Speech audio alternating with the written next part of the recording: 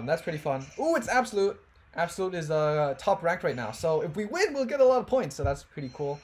Hey yo, how's it going everyone? Entropy here today with another video. Today we're going to be covering, in my opinion, the definitive tier 1 deck of this meta so far, set 15, and that is Liberator's GANCELOT Zenith. Now I'm pretty confident with this statement. I think it's so strong. Like it's only day 2, so if I'm wrong, well, it is what it is, but I've been playing so many different decks.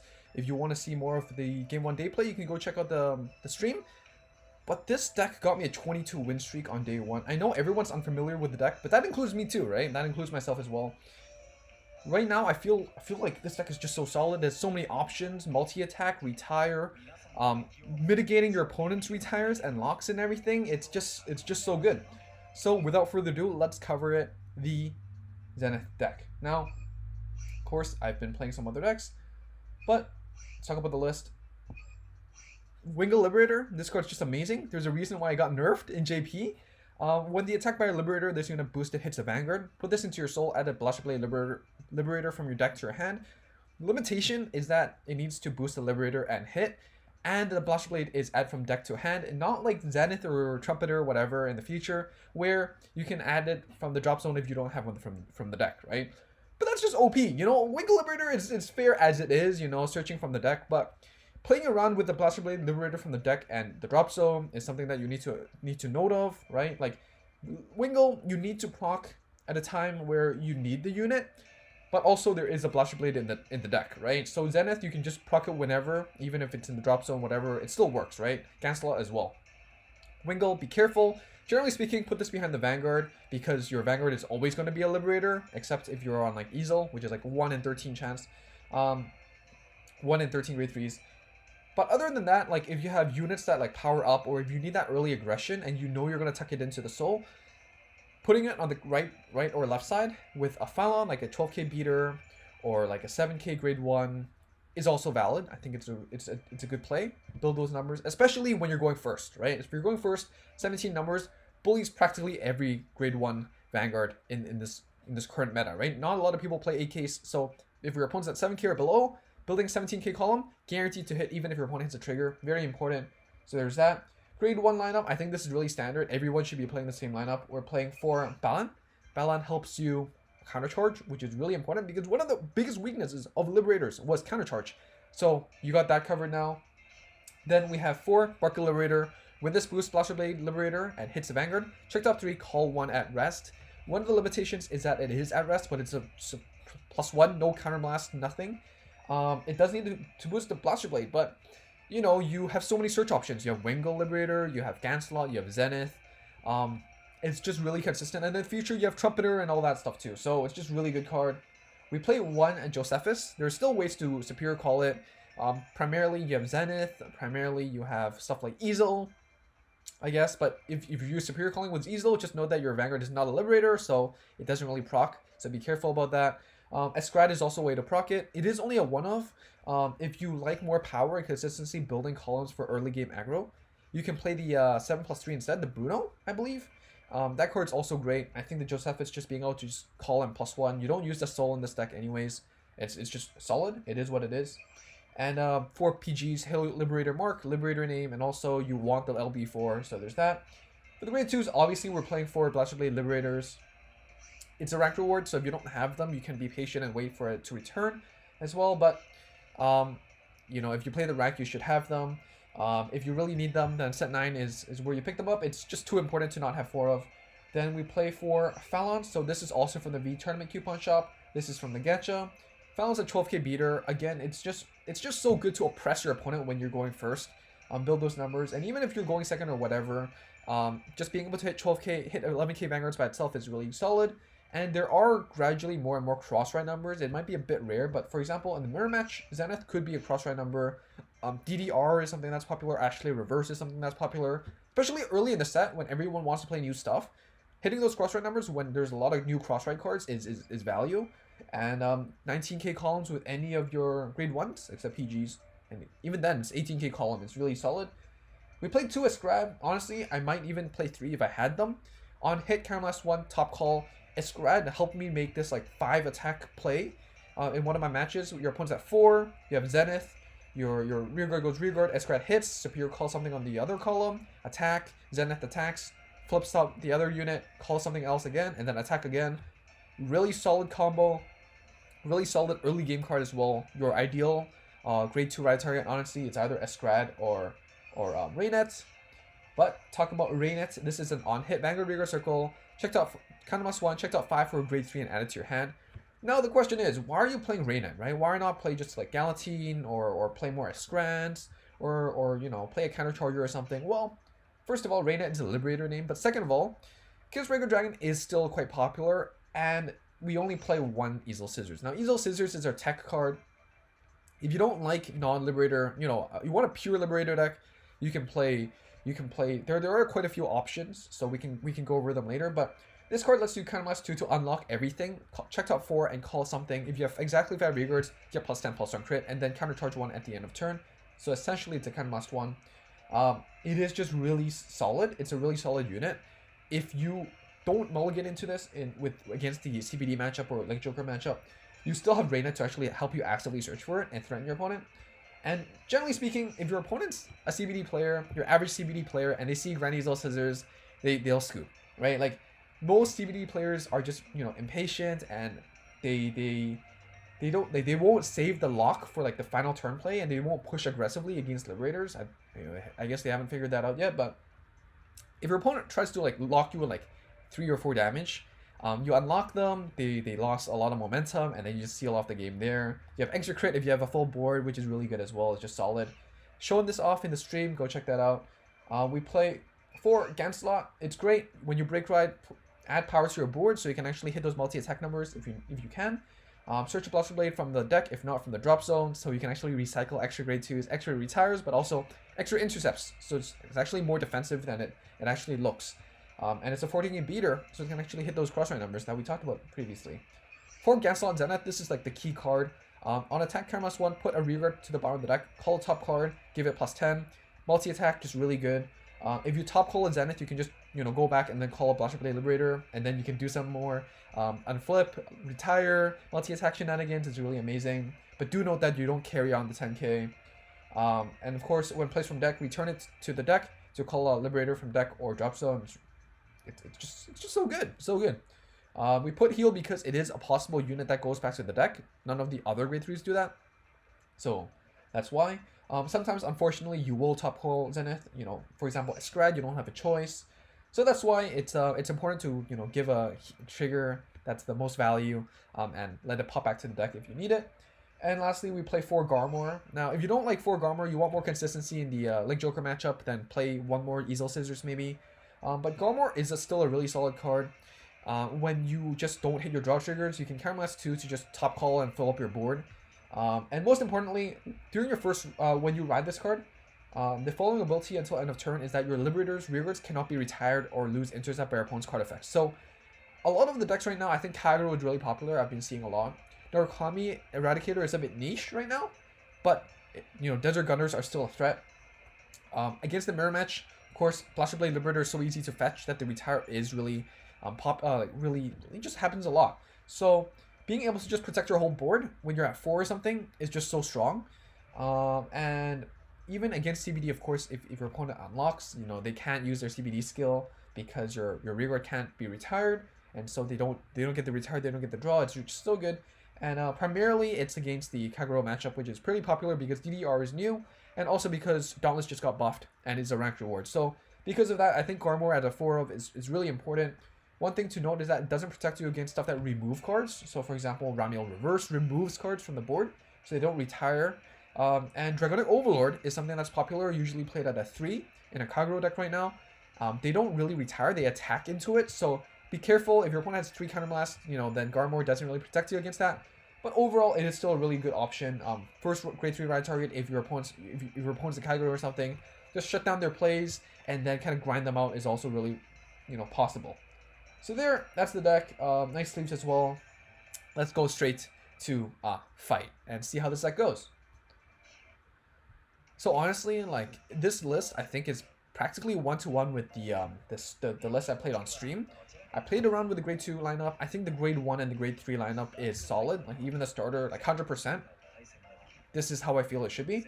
Grade 2 lineup, I think you can still play around with. Of course, if you're playing competitively, I recommend you to play all the same art, all same rarity, because the rarities can let your opponent know which card is which. Like it's easier to card count.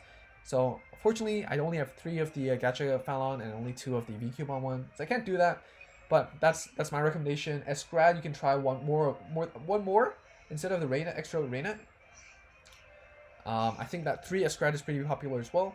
So yeah, I think one thing to value is grade 1 right target. I think it's generally speaking, obviously Josephus first, and then depending on how counterblast heavy your turn is, consider riding Fallon or Barco Liberator. Right? If you have like 2 Blaster Blade Liberators in your hand, then keep Barco. If not, then I guess Fallon then, because you can't really make use of the Barco as many times as possible. So here we're gonna dunk the grade 3s. We don't really need the easel in this matchup. Gancelot is our first right target, so it's ideal. We have Zenith, which is it's still okay. It's a heal, fortunately in our hand, but it's okay. We have PG, which is great against the DP matchup. Rainet, you know, it's pretty useless right now because we don't need to search for easel and we have the grade 3s that we need. But it is a grade 2, so there we go. Ride this. We have the Fallon. Do we need an on hit? We don't actually have a lot of boosters anyway, so we're gonna keep it behind the Vanguard so we can actually trade it in whenever we want. Don't really need to search for the Blaster Blade Liberator. Nothing really needs it right now. Garmor check. Fallon. Ballon. Sorry. Fallon and Ballon. Ballon's just such an important piece.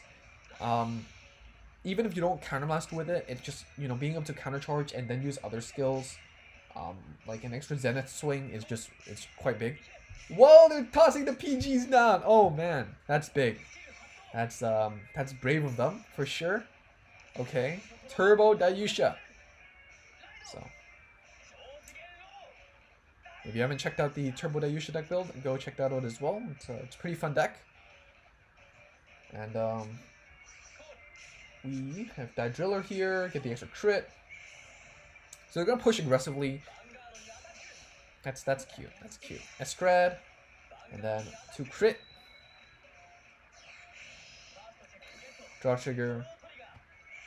They're already 2 PGs down. That's pretty crazy. No trigger. All right.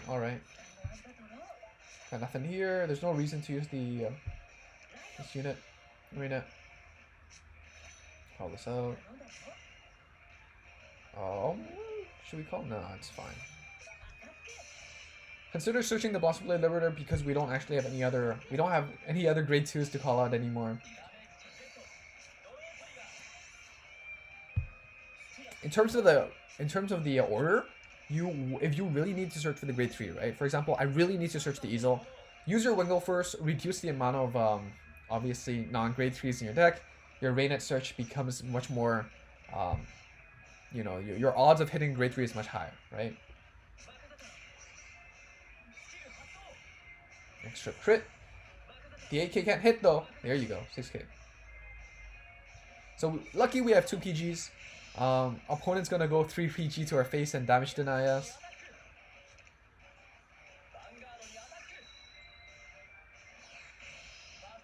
Are we danger? Are we in danger? Should we consider skipping and just going straight to Zenith? It is possible. We can tuck in the trigger back into the deck and hopefully top call grade 2. Draw trigger. Let's see what we get. Fallon. Ooh, Ballon. Alright, let's go. We still have two grade 2s. Let's go Gancelot. Let's go Gancelot. We can break ride, hit numbers. We also have the Ballon to actually help us, you know, push that final next turn play. So we're gonna keep that. We're gonna start retiring stuff. Start pushing back. Show them what the Golden Knights can do.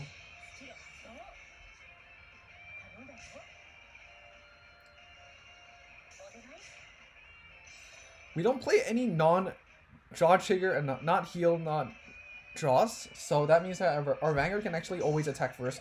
without being punished by hitting like a crit or something. Fortunately, we are drawing into all our heals so far, which we really want to see, but not in our hand for sure. Next turn, we're going to go GANCELOT ZENITH. We're going to call out Zenith in front, return the Zenith to the deck, call out a Blaster Blade, call out something, and you know, it's pretty solid. One thing is, whenever you search for Blaster Blade from the deck, you're deck thinning, so it actually helps you.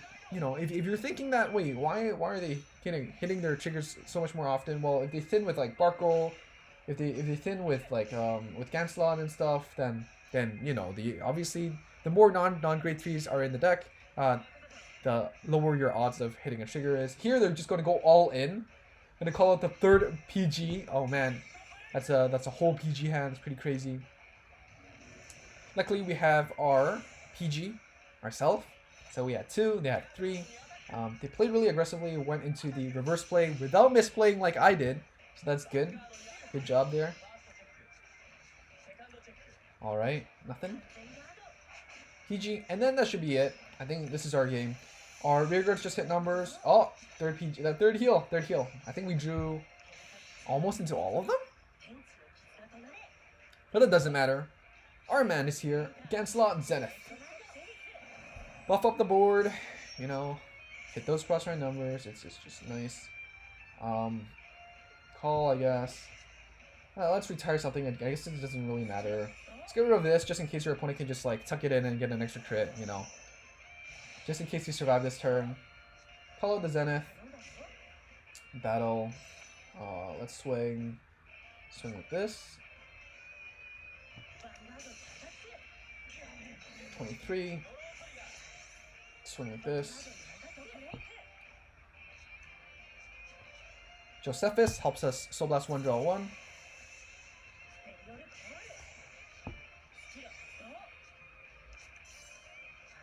Heal trigger, putting it to the left side so we can actually hit the Vanguard. And a little audio issue, but boom! Ooh, they hit the heal, that would have been scary. Alright, there. Zenith, pretty solid. Let's do wombo combo. Let's go again. Let's see if we match up into LJ so we can show how the Raynet is important. Honestly, like the one slot for the grade 1, I think you can play the 7+3/+3 like that. The unit that's like whenever you top call, you get +3. That's pretty fun. Ooh, it's Absolute. Absolute is top ranked right now, so if we win, we'll get a lot of points. So that's pretty cool. Wonder what they're playing. Again, I think the GANCELOT is pretty good. Against Ashley Reverse retires front row as well. So the Garmor is actually pretty good. Again, Raynet, we don't really need that, but actually let's use the Raynet. Let's dump the GANCELOT. I think even if we just well, two heals of course. Even if we just ride into, you know, Garmor or something, that's still really good in this matchup. So here, I think our Vanguard could attack first, so that means that we should put the Wingle to the side.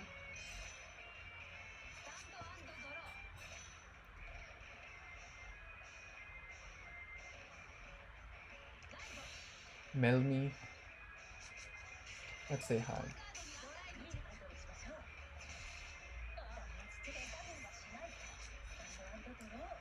Use this.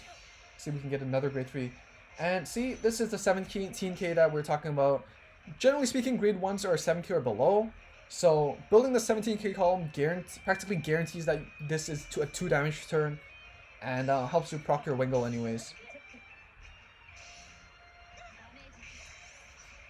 Let's proc this. Let's see, GANCELOT or Garmor. Alright, which one do I want? I guess GANCELOT? We're in a damage lead, so we're comfortable like that. Tuck it in. Don't have any boosters though, so that's a shame. Not really able to show you the Barkle plays. Barkle's really, really good. Helps you plus, especially early game you want the Barkles to help you fill up your board, set up your intercepts, play more defensively as well. Opponent has a ton of grade 1s in their hand. If we hit a trigger here, they could be in trouble. Nope, no trigger though. Alright. got nothing for the both of us. Easel Scissor is pretty bad. I'm gonna go for GANCELOT. Reina. We're gonna go for a Blaster Blade. Should we retire something? Do we need to? Guess they can't plus with the ride, and they do need the rearguards to actually do stuff. So let's retire. Let's retire this. Starter. They have a double grade 1 column, which is really cloggy, and leaves them with weak defenses. Vanguard on attack gets +3, so we're gonna swing with that last.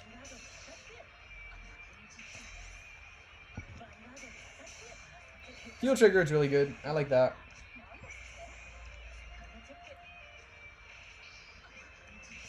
And we're gonna swing to rearguard again, leaving that grade 1 column clogged up right there.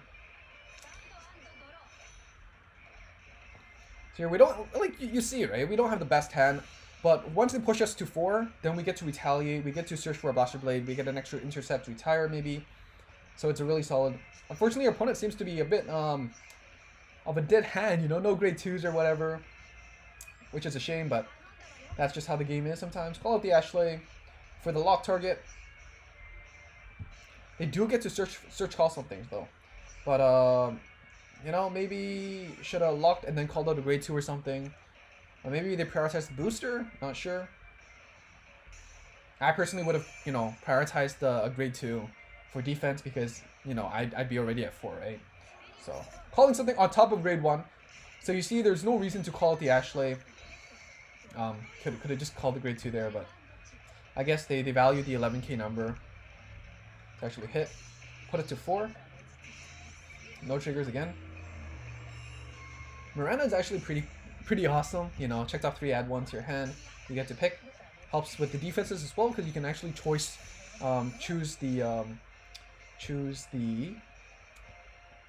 PG. So here maybe Garmor is better because we get to protect ourselves against Ashley. So let's actually do that. So again, Garmor is still a really good unit, and you need to pick and choose which ride target you want. They're all really good. They're all really good, right? But in some situations, some are better than others. And you know, riding Zenith here isn't a bad call because you can push for game. But it's all about, you know, like knowing your matchups and playing accordingly. So we're gonna search. Zenith will help us search for a Blaster Blade, which is really good. Triggers generally just put it behind the Vanguard. You can cycle them back with Garmor skill. Paladin, I'm gonna put it here because Zenith procs later. Again, another trigger. Why are we? Yeah, Zenith. I'll call this out here. Fortunately, we can't retire, but it's fine. It is fine. We can actually do this.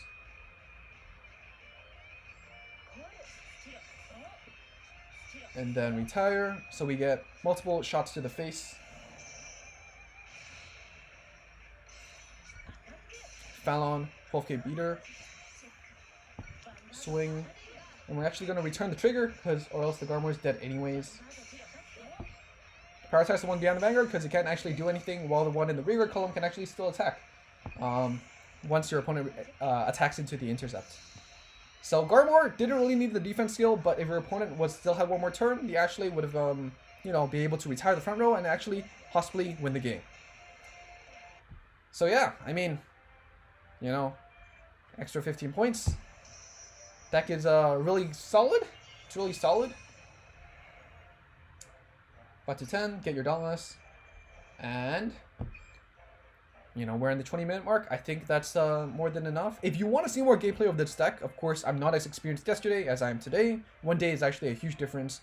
Go check out the day 1 stream. I think it's still really good. Explains my initial thought process. Come back here and see what's the difference. Maybe that could really help me as well if you comment and tell me if I say anything different. But overall, I think the deck is just really good. It's just really good. Play accordingly. Get experience with it. You know when you want to countercharge. Make use of the countercharger. Look at the Paladin play. Helps us retire and actually seal off the game there. Right? Without the retire, maybe we couldn't have sealed off the game because we wouldn't get the extra shots to the face. And no, you know, just because, you know, it is the Zenith deck doesn't mean you shouldn't go to Garmor. Garmor helps you fill up the board when you have a dead hand like just now. And yeah, this deck performs really well. Hope you climb really well on ladder as well. Let me know down below if this deck, you know, is something that interests you, if this deck helped you out at all. Really appreciate it. Let me know if you have any comments or thoughts. I know some people don't like a Strad, but I do think that it does give you a lot of value for Counterblast 1+1. You have Josephus and other things to plus off. Even if you top call a trigger like Zenith, you can, you know, Zenith can go back and search for a Blaster Blade. So it's a really good deck overall. I think it's just amazing. It's golden. Hope you had a good day. Like the video if you like it. Subscribe to see more. And let me know down below how you like, you know, this format. Do you want more gameplay? Do you want more explanation? Let me know so I can kind of tweak the formula and make this a better experience for both of us. All right, so that's it. See you all next time. Bye.